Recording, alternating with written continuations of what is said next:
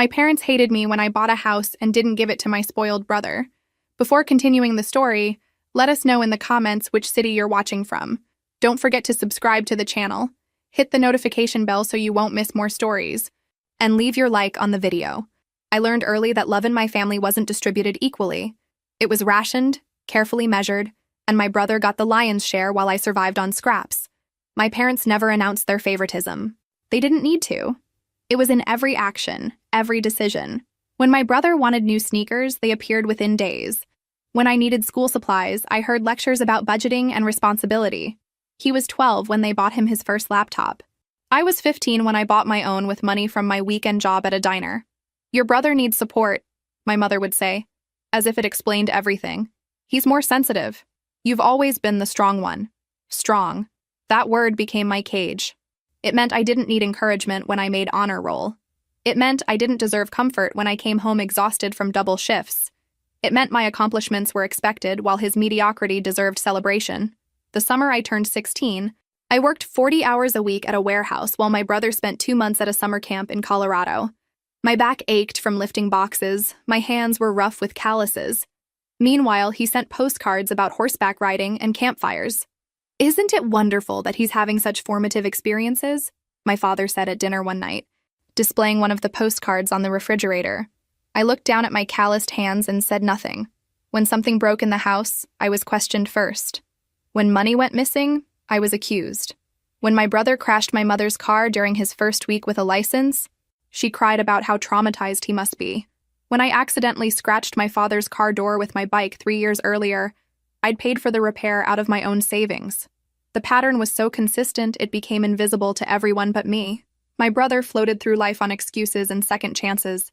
He quit jobs after weeks because they were too stressful or didn't appreciate him. He dropped out of community college twice. Each time, my parents nodded sympathetically and assured him he'd find his path. I found my path because I had to.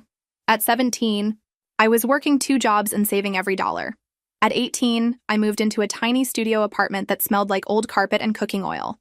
At 19, I enrolled in cosmetology school while working nights at a 24-hour diner. My brother, at 21, still lived at home, sleeping until noon and playing video games until dawn. "He's still figuring things out," my mother explained when I stopped by one Sunday. Not everyone matures at the same pace. I looked at my brother sprawled on the couch in his pajamas at 3 in the afternoon and wondered what pace he was moving at. By 23, I'd opened my own small salon. The space was modest, just 4 styling chairs in a strip mall between a dry cleaner and a tax office. But it was mine. I'd earned it with years of brutal work schedules, skipped meals, and nights spent too exhausted to do anything but sleep. My parents visited once during the first month. They looked around with polite interest, the way you might observe someone's hobby that doesn't quite make sense to you. "This is nice," my father said. "Must be expensive to maintain." "I manage," I replied. "Your brother's been looking at business opportunities too," my mother added. "He's very interested in entrepreneurship." Interested. That was the word they used for my brother's brief enthusiasms that never translated into actual effort. He was interested in photography until he realized it required practice. Interested in personal training until he learned about certification requirements. Interested in starting a podcast until he discovered editing was work. The salon grew slowly but steadily. I built a client base through word of mouth, long hours, and genuine care for the people who sat in my chair. One of those clients became more than that. She became my first real friend outside the twisted dynamics of my family. She saw through my carefully maintained composure during our sessions. When I mentioned my brother casually, she noticed the tension in my voice. When I talked about my parents, she recognized the careful editing I did. "They sound complicated," she said once, and that understatement made me laugh for the first time in weeks. She became my reminder that relationships didn't have to be transactions. That support didn't have to come with conditions, that I deserved to be seen as more than either a workhorse or a problem. By 26, I had something I'd never had before. Savings. Real savings. The kind that could become something tangible. Something permanent. I started looking at houses, scrolling through listings late at night, imagining what it would feel like to have a place that was truly mine. I mentioned it to my parents during one of our increasingly rare dinners together. "That's ambitious," my father said, in a tone that suggested it was more reckless than ambitious. "I've been saving for years," I replied. "I'm ready." My mother's expression shifted to something I couldn't quite read. "Well, we'll see. These things take time." I didn't understand her response then. I didn't understand why my brother suddenly looked uncomfortable, or why the conversation moved quickly to other topics. I didn't understand why, over the following weeks, every time I brought up house hunting, my parents would steer the discussion toward my brother's latest struggles with employment or housing or life in general. I didn't understand yet that they'd already made plans for my money, plans that didn't include asking my permission. 3 years passed. 3 years of building something real from nothing. The salon wasn't just surviving anymore, it was thriving. I'd hired 2 other stylists, and my client base had grown through steady word of mouth and genuine care. Every week, I transferred money into my savings account. Not much at first, just whatever was left after rent and utilities. But it added up. Slowly, steadily, it grew into something that felt almost impossible, a future. I kept a notebook where I calculated and recalculated what I'd need for a down payment. I researched neighborhoods, studied mortgage rates, attended first-time homebuyer seminars on my days off. I did everything alone, the same way I'd done everything else. My friend from the salon, my first regular client who'd become something more like family, noticed my research. "House hunting?" she asked one afternoon, while I was mixing her color. "Maybe," I said. "Soon, I think." "That's amazing." Her smile was genuine, proud. "You've worked so hard for this." It was such a simple statement, but it meant everything. Someone saw my effort. Someone recognized that what I had wasn't luck or privilege. It was earned. My parents knew about my plans. I'd mentioned it several times over the past year during our monthly dinners, those increasingly strained gatherings where I showed up out of obligation more than desire. "Still thinking about buying a house?" my father would ask, in that tone suggesting I was discussing plans to climb Mount Everest in flip-flops.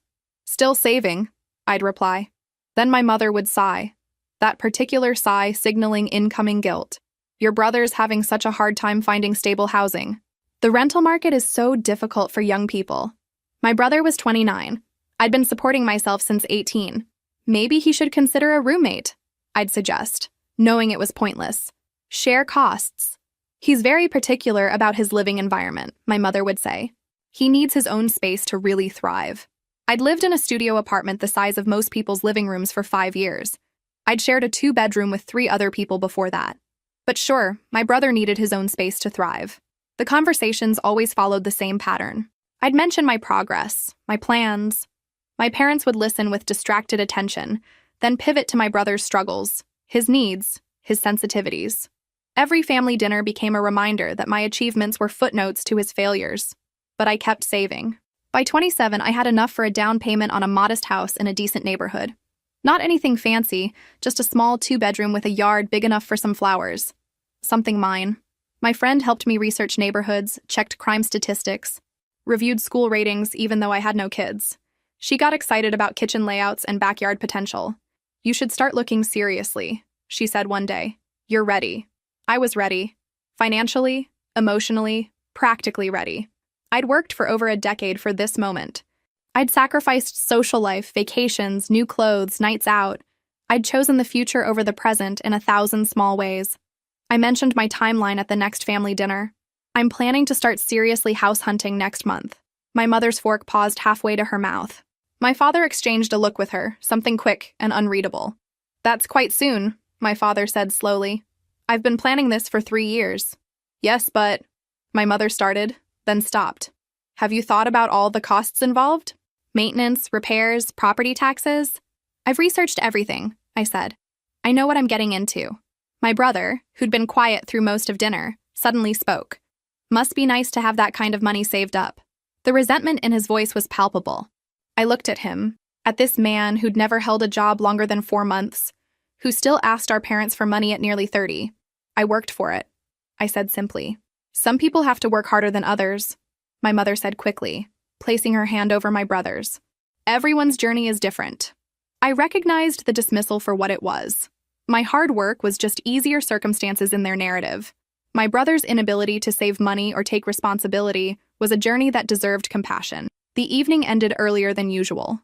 I noticed the way my parents kept exchanging glances, how they'd steer conversation away whenever I brought up specific houses. I noticed my brother's sullen silence, his bitter looks when I talked about my plans. I didn't understand what those looks meant yet. I didn't realize they weren't just reacting to my news.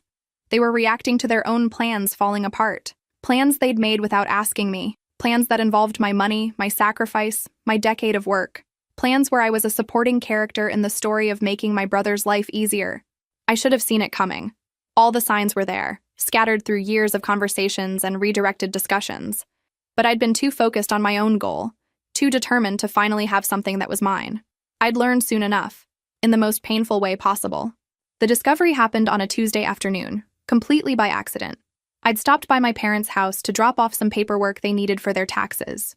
I did their taxes every year, one of those small responsibilities I'd somehow inherited without anyone asking. My brother certainly wasn't going to do it. I let myself in with my key, calling out as I entered. No response. Their cars were both in the driveway, so I figured they might be in the backyard or upstairs. I headed toward the kitchen to leave the papers on the counter.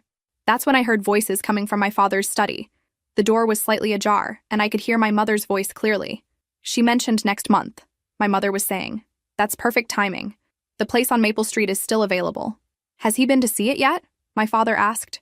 3 times. He loves it. 2 bedrooms, nice yard, quiet neighborhood. Exactly what he needs to finally settle down. I froze in the hallway, papers still in my hand. And she has enough? My father asked. More than enough for the down payment. She's been very responsible with her saving, I'll give her that. The pride in her voice at my responsibility lasted exactly 1 sentence before she continued. It'll be good for her too. Finally contributing to the family in a meaningful way. My chest felt tight. I couldn't move, couldn't breathe properly. What if she objects? My father asked. My mother laughed, actually laughed. She won't. She never does. Besides, it's time she helped her brother. He struggled for so long, and she's done so well with that little salon of hers. It's only fair. We should probably talk to her about it soon, my father said, though his tone suggested he wasn't particularly worried about my reaction. I'll bring it up at dinner this weekend. Frame it as helping family. She's always been the responsible one, the strong one. She'll understand it's the right thing to do. I stood there in the hallway, my whole body numb. They weren't suggesting I help my brother with a down payment. They were planning for me to buy him a house. My house. The house I'd spent a decade saving for, dreaming about, planning for. And they'd discussed it with him, multiple times. He'd looked at properties. He'd chosen one. They'd all decided together what to do with my money, my life, my future, the responsible one, the strong one.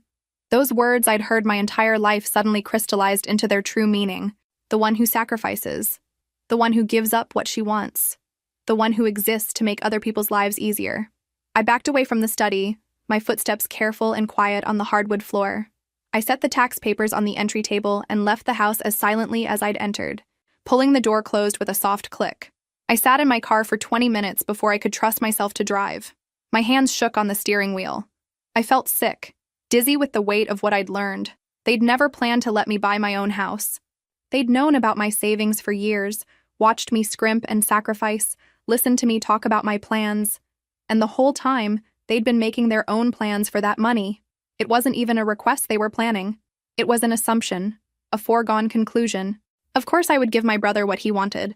Of course I would sacrifice my dreams for his comfort. That's what I did. That's what I'd always done. Except I hadn't. Not really. I'd moved out at 18. I'd built my own business. I'd saved my own money. I'd made my own plans. But in their minds, I was still that teenager they could assign responsibilities to. Still that reliable daughter who would do what was expected without complaint. The strong one.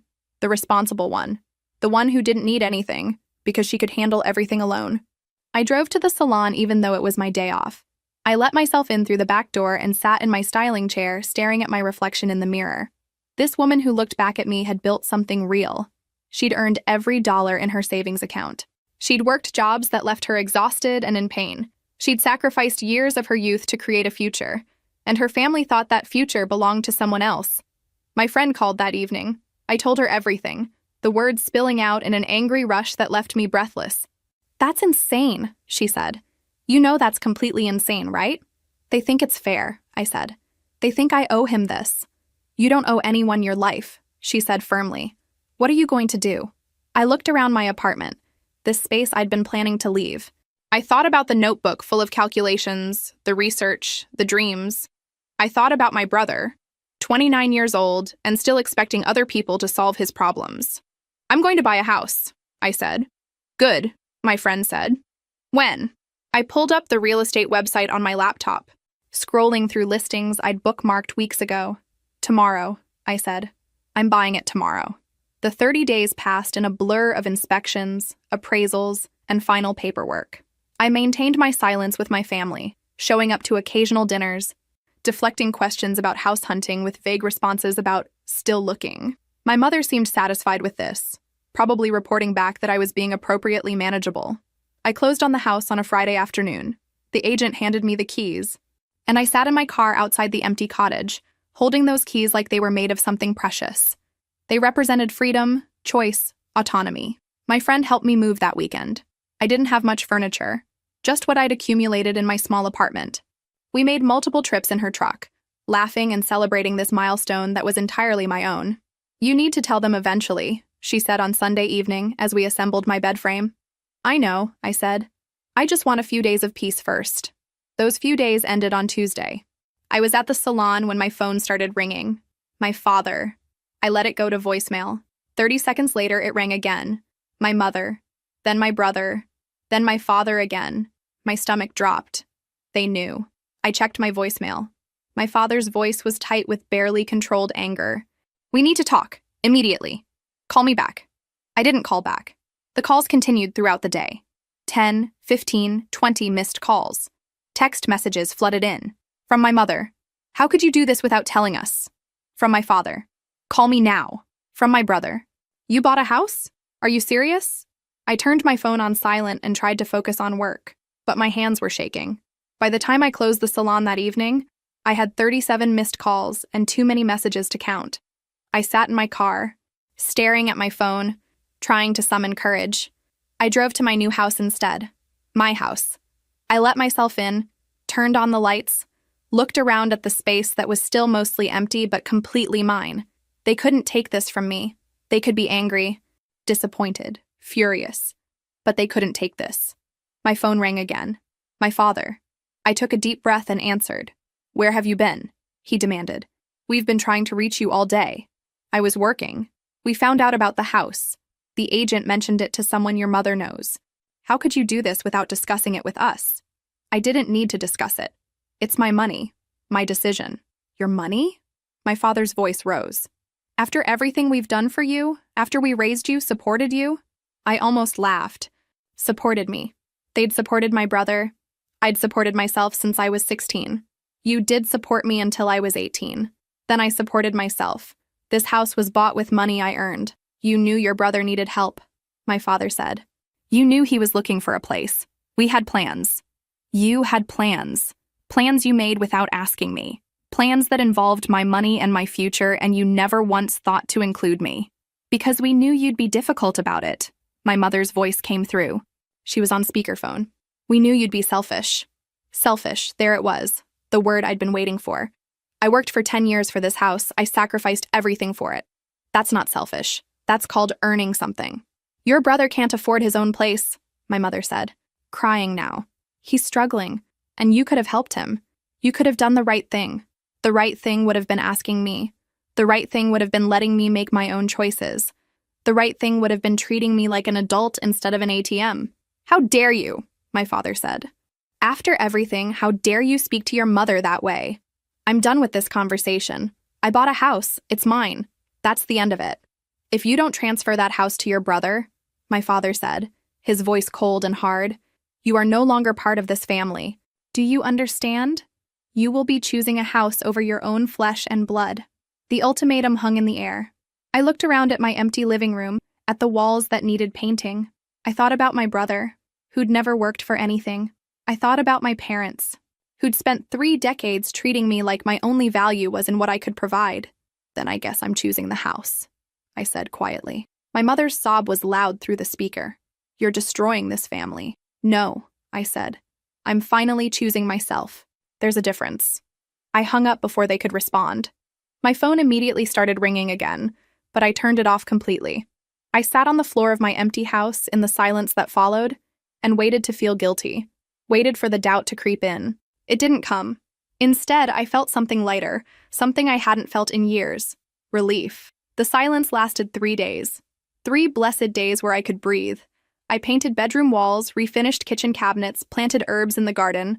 Each small improvement felt like proof that this was real, that this was mine.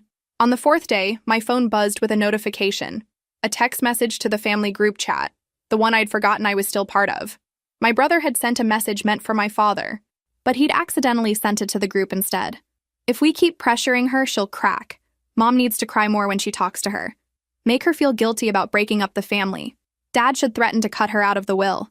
She'll cave within a week if we make her feel isolated enough. I stared at the message, reading it 3 times to make sure I understood. It wasn't just that they were angry or disappointed. They had a strategy, a plan to manipulate me, to use guilt and threats as weapons to get what they wanted. Within seconds, my brother realized his mistake. Wrong chat, sorry. Then desperately, that was a joke. Obviously. My mother chimed in, we're just worried about you. Please call us. My father, we need to discuss this as a family. I took screenshots of everything before my brother could delete the messages. Then I left the group chat without responding. My hands were shaking, but not from fear or guilt. From anger. Pure, white-hot anger at the calculated nature of their manipulation. At the casual way my brother had outlined their strategy, as if breaking me down psychologically was just another problem to solve. My friend called that evening, her regular check-in.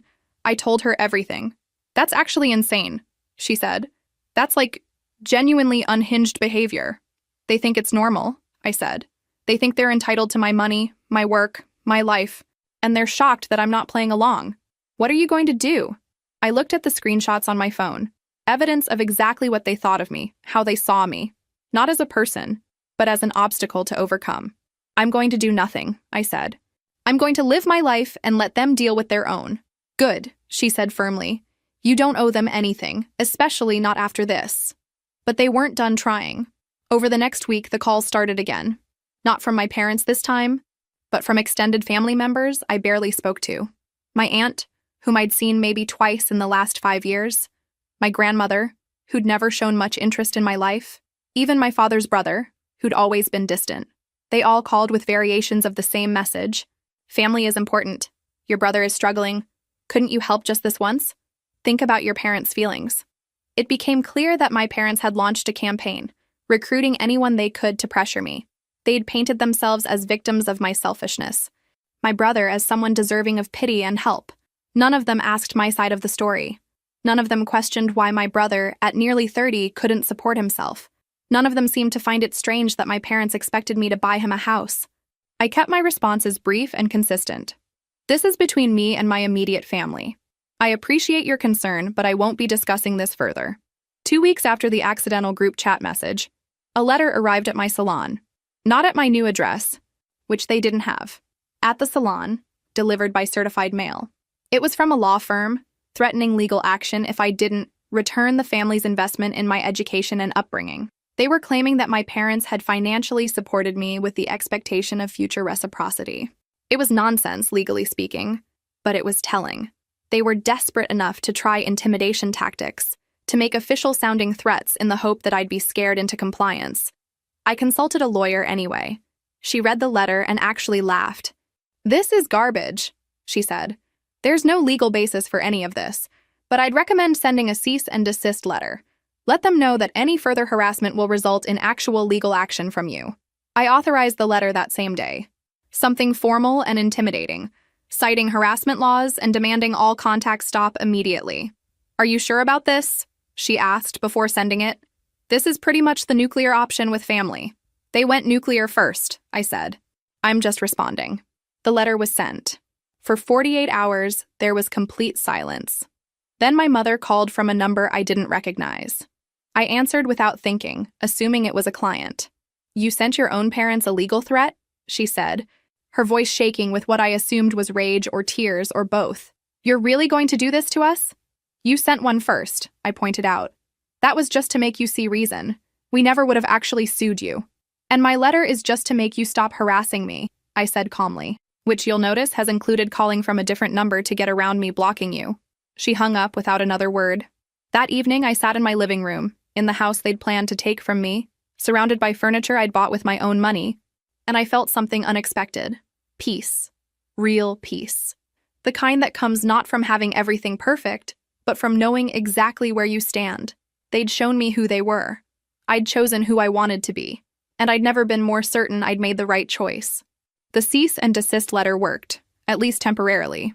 The phone calls stopped. For 2 weeks, I lived in blessed silence, focusing on work and settling into my new home. I changed the locks, installed a security system with cameras. My lawyer had suggested it, not because she thought they'd do anything dangerous, but because documentation mattered. I also changed my passwords for everything: email, bank accounts, social media. After seeing how calculated their manipulation was, I wasn't taking chances. 2 weeks after the cease and desist letter, I posted on social media for the first time since buying the house. It was simple. A photo of my front porch at sunset, the garden visible in the frame. The caption read, "Sometimes the best investment is in yourself." Nothing dramatic, nothing accusatory, just a statement and a picture of something I'd earned. I posted it and went to bed. By morning, the post had dozens of comments. Most were congratulations from clients and acquaintances. Then I saw a comment from one of my regular clients. Finally, someone who actually worked for what they have. Not everyone gets things handed to them.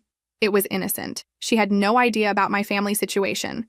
But to anyone who knew the context, it read like a shot at my brother. My phone started buzzing within the hour. Messages from people I barely knew, asking if everything was okay, mentioning they'd heard things were complicated with my family.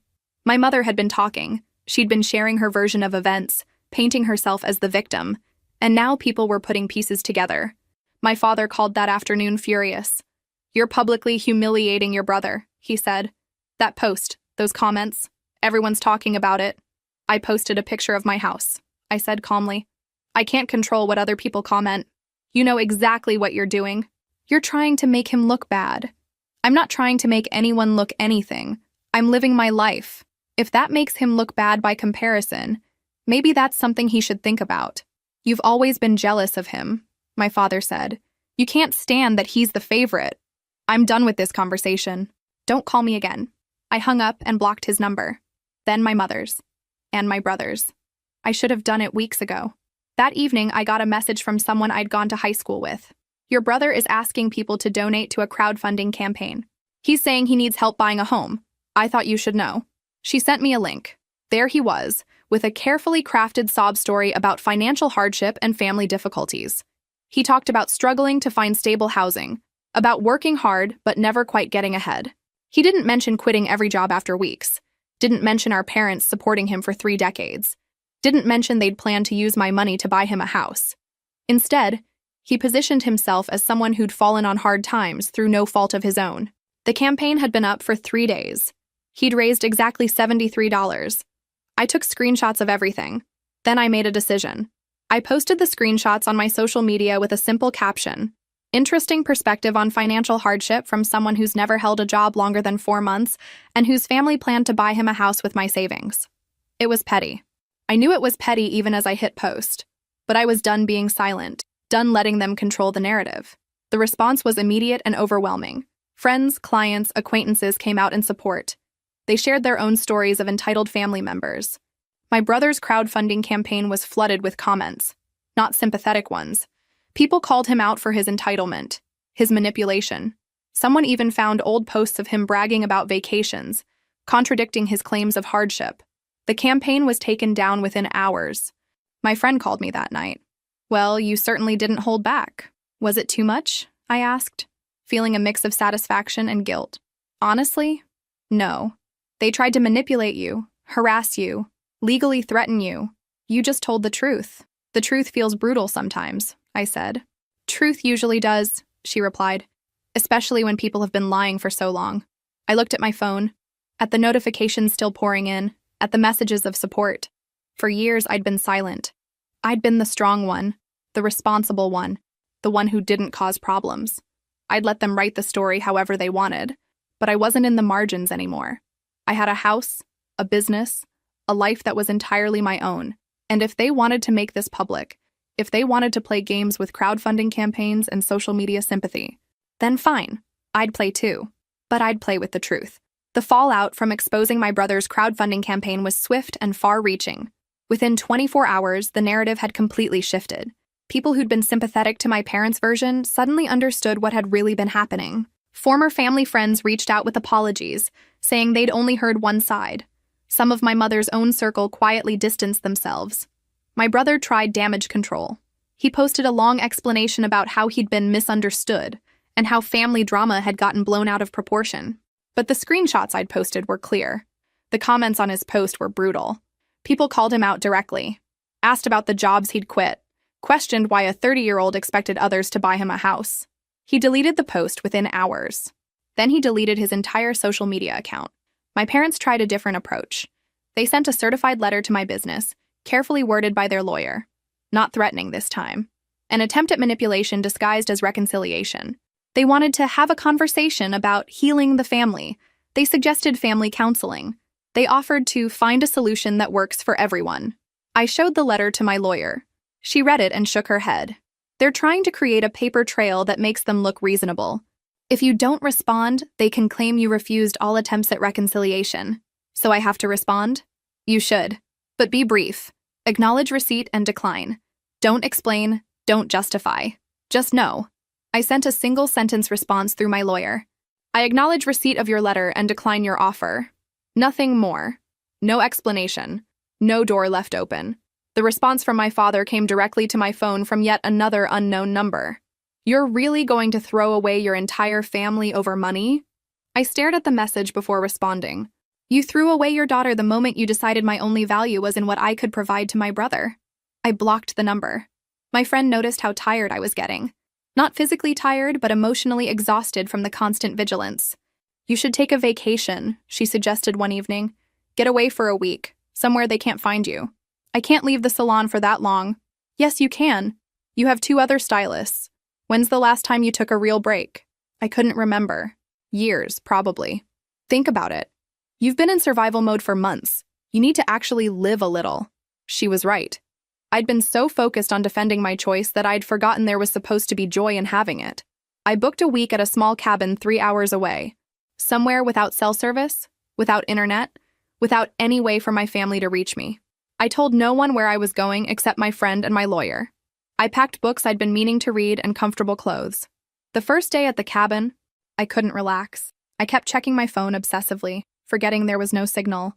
I was wound so tight I couldn't sit still. The second day was better. I took a long walk. I made breakfast and ate it slowly. I read half a book on the porch. By the third day, something started to loosen in my chest. That constant vigilance began to ease. I realized I'd been holding my breath for months, and I was finally starting to breathe normally again. I thought about my brother during those quiet days, not with anger anymore, but with something closer to pity. He was 30 and had never learned how to stand on his own. Our parents had done that to him, and now he was paying the price. I thought about my parents too, about how they'd built their entire identity around managing my brother's life. They'd invested everything in the wrong child, and now they were seeing the return on that investment. And I thought about myself, about the girl who'd worked in a warehouse at 16 while her brother went to summer camp, about the woman who'd opened a salon with determination and savings, about the person I'd become, despite everything. I liked who I'd become. I liked the woman who stood her ground, who chose herself, who refused to be manipulated. On the last day, I sat on the cabin porch and watched the sunset. I thought about going home, back to my house, my business, my life. And for the first time in a long time, I felt excited about it instead of defensive. They hadn't taken anything from me. They'd revealed themselves and I'd chosen accordingly. When I returned home, there were no messages waiting, no new attempts at contact. The silence felt different now, less like the calm before a storm and more like actual peace. My friend was waiting at my house when I pulled into the driveway. Well, she asked. How was it? Necessary, I said. Really necessary. We sat on the porch together, drinking coffee and talking about nothing important. Normal things. Work and books and plans for the weekend. I'd spent so long fighting that I'd forgotten what normal felt like. It felt good. 2 months passed. 2 months of actual peace, of living without waiting for the other shoe to drop. I worked at the salon, tended my garden, had dinner with my friend. Normal things that felt revolutionary. Then, on a Tuesday morning, another certified letter arrived at the salon. My heart sank. Not again. Not when things had finally settled. This time, it wasn't from my parents' lawyer. It was from a different law office. It was a notice of their intent to file a lawsuit. Not the empty threat from before, but actual formal notice. They were suing me for emotional distress and alienation of affection, and claims that made my head spin. The amount they were claiming? Exactly the value of my house. I sat down heavily. They were actually doing this, trying to take my house through the legal system after everything else had failed. I called my lawyer immediately. They can't do this, right? I asked, hearing the panic in my voice. She was quiet as she read through the photographed letter. They can file it. Whether it has merit is another question.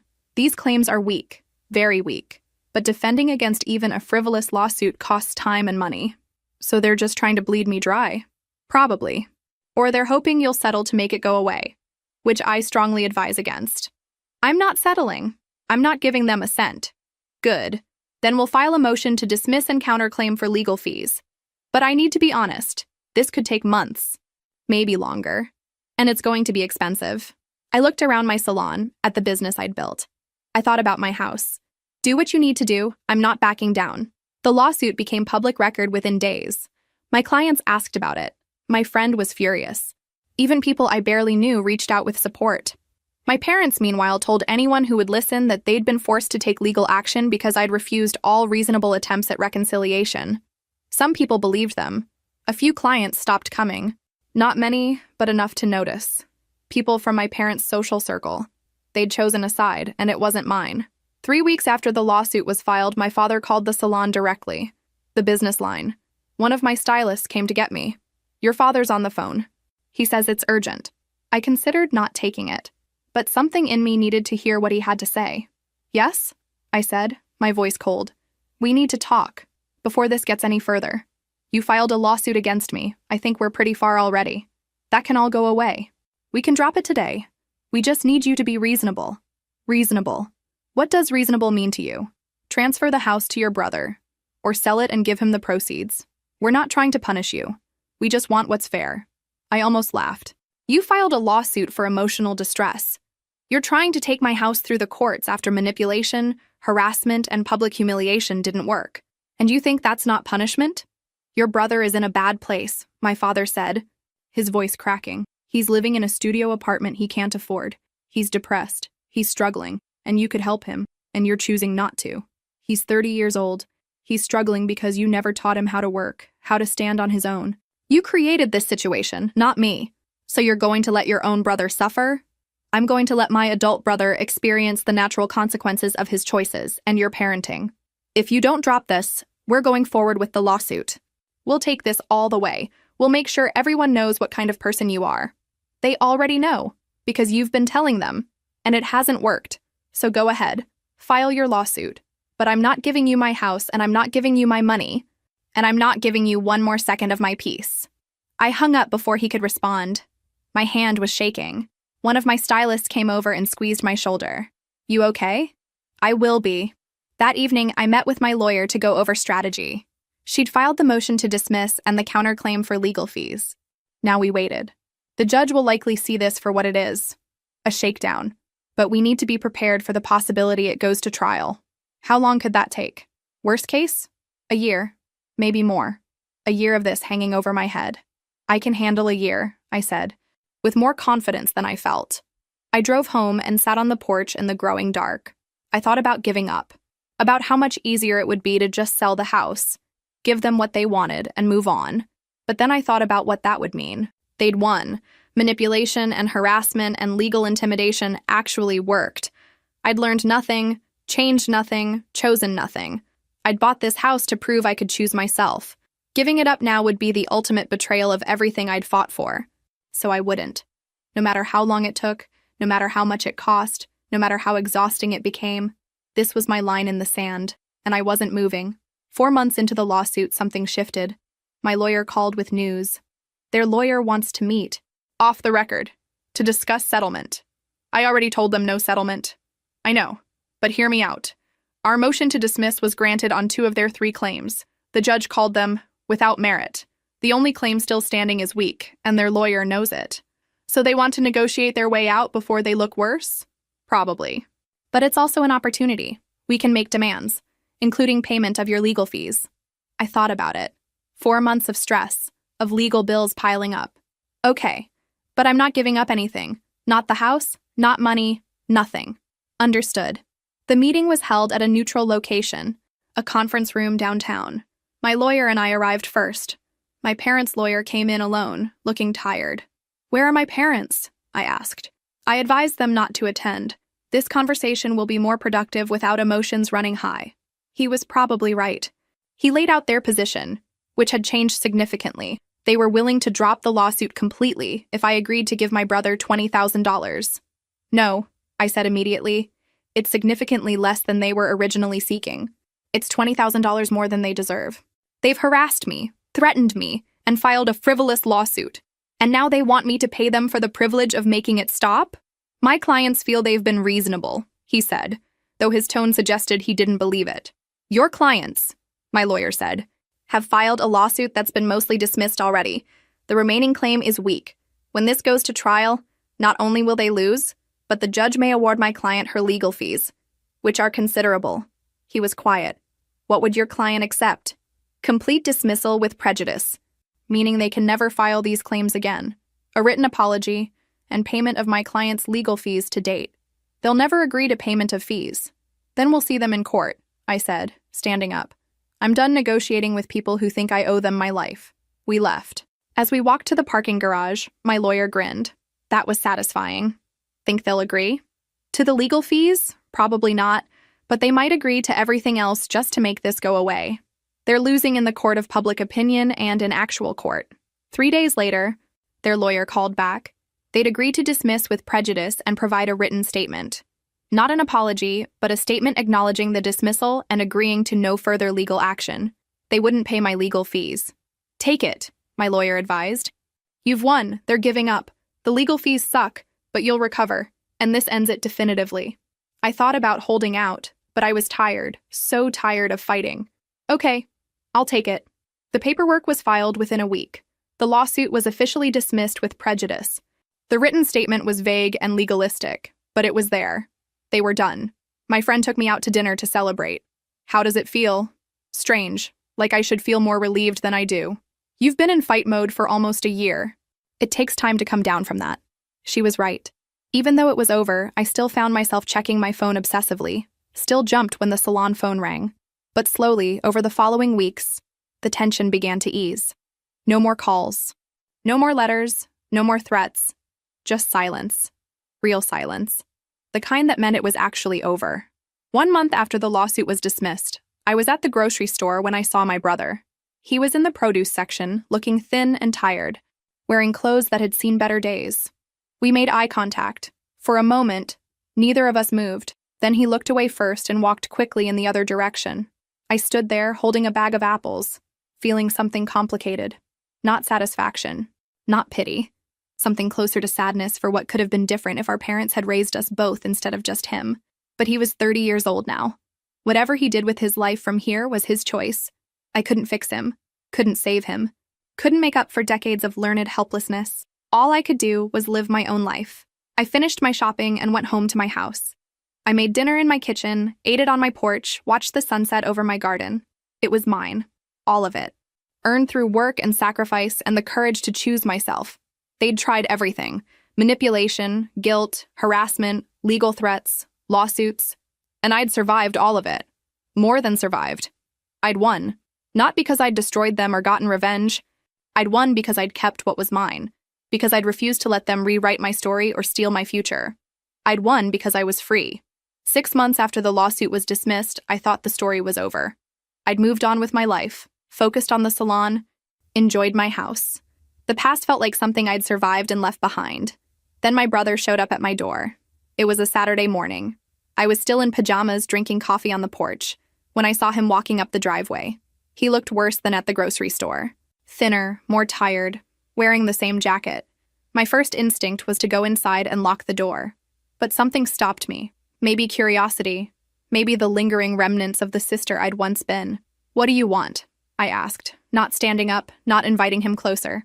"Can I talk to you just for a minute?" "You have 5 minutes, talk from there." I gestured to where he stood, several feet from the porch. He swallowed hard. "I need a place to stay. Just temporarily. A week, maybe 2. I got evicted and I have nowhere else to go." I should have felt satisfaction. This was the natural consequence of his choices. But mostly I just felt tired. No, I said simply. Please, he said, tears in his eyes. I know I don't deserve it. I know I've been terrible. But I'm desperate. Mom and Dad cut me off. They said if I couldn't figure it out on my own by now, they were done helping me. That surprised me. After everything they'd done to try to get me to support him, they'd finally given up. So now you come to me, the sister you tried to steal from, the one you and Mom and Dad harassed and sued. Now that they've abandoned you, I'm supposed to step in? I didn't know it would go this far, he said, his voice breaking. I swear, I didn't think they'd actually sue you. That was all them. I just wanted help. And they said you'd come around eventually. You knew exactly what they were planning. You looked at houses. You chose the one you wanted. You were part of it from the beginning. I was 29 and still living with my parents. I didn't know how to do anything else. They always fixed everything for me. I thought this was just another thing they'd fix. I looked at him. Really looked at him. This man who'd had every advantage and squandered all of it. You're 30 now. Still don't know how to do anything? I have a job. I've been working at a warehouse for 3 months. It doesn't pay much, but it's steady. I couldn't make rent this month after paying back some debts. 3 months. The longest he'd ever held a job, as far as I knew.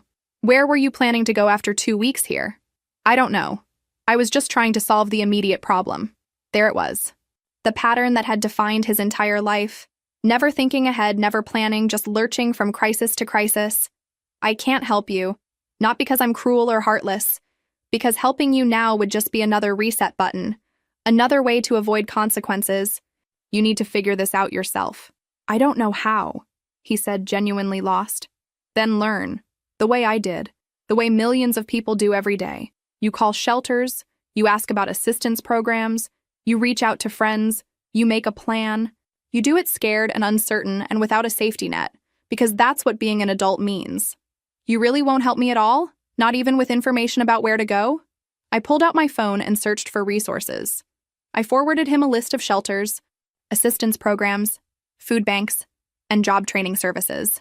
That's all the help I can give you. Information. What you do with it is up to you. He looked at his phone. You really hate me that much? I don't hate you. I pity you. Our parents broke you by never letting you struggle, never letting you fail, never teaching you that you were capable. They loved you in the worst way possible. And I can't fix what they did to you. Only you can do that. By staying in a shelter and eating at food banks? By learning that you can survive hard things? By discovering that you're more capable than they ever let you believe? By building something yourself instead of expecting it to be handed to you? He was quiet. You're really not going to let me stay here? No. Even knowing I might end up on the street? You won't end up on the street if you use those resources.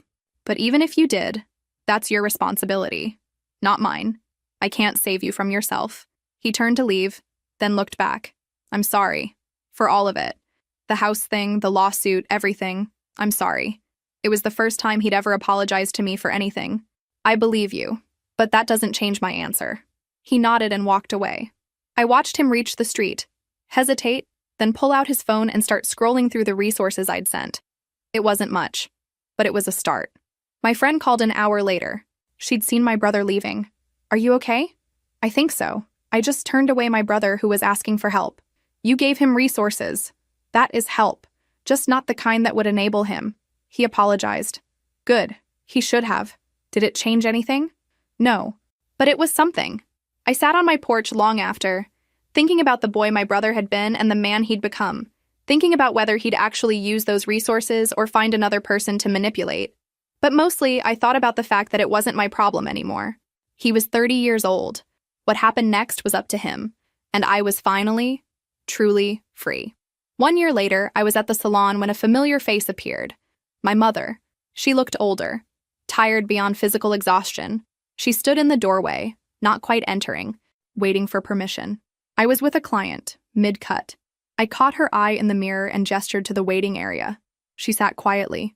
It took 20 minutes to finish. When the client left, I locked the door and flipped the sign to closed. What do you want? To talk. If you'll let me. I gestured to a styling chair.